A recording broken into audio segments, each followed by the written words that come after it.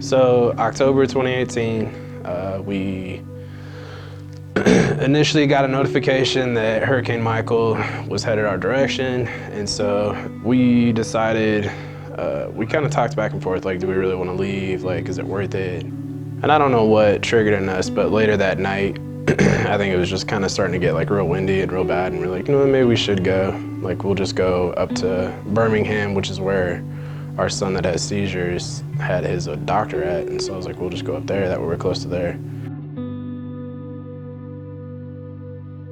When the hurricane hit, I mean, everybody saw it on the news, like it was a Cat 5. It's one of the worst hurricanes to ever hit America, and it was brutal because you're sitting in these briefings and you know, people are just talking about like, oh man, did you hear about how bad it is right now down there? We lived on base, and so we didn't really know like what was going on. It's like no one knew how bad it was on base. They said that houses were completely destroyed, and then they said that it was fine, and so yeah, we had no idea. One of my friends texted me a video, and it was like the flyover kind of version of the houses, and it showed our house, and you could see trees in it, and there was a hole in our roof, and I saw it and just started bawling, and then I showed him. He's like, that's not true, that's fake, whatever. And yeah, it took a few days for it to be confirmed that yeah, our house was gone. Initially, we were like, well, we'll just stay in Birmingham because my son had a doctor's appointment. Coincidentally, her parents were on their way to visit us when this all started, and so they met us in Birmingham. And then somewhere along there is when we decided that, you know what, like, why stay here? Let's just go back to Colorado, be around family.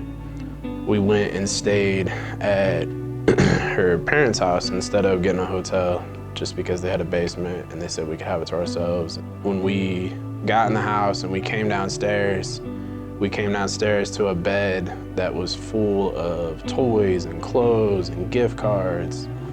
And you know, I do cry more than I admit, but you know, I started bawling and she's bawling, and we're just like, why did you buy all this stuff? And they're like, we didn't buy any of this stuff. And her sister, Amy, was there, and she was like, this is actually stuff from Trace Church. We're just like, why? Like, why would you don't even know us. Like, we've never even met you. Like, we don't go to your church. We don't even know you people. Like, why would you be so kind to our kids when they just lost everything? We came the next Sunday, and I immediately introduced myself to Aaron. He said he was the pastor, and I was like, I told him who I was, and he was like, oh, you know, how are you doing? And just very welcoming, and I was like, I don't know what's wrong with you people, but you know, it was so crazy to just feel so loved in a moment that hurt so bad.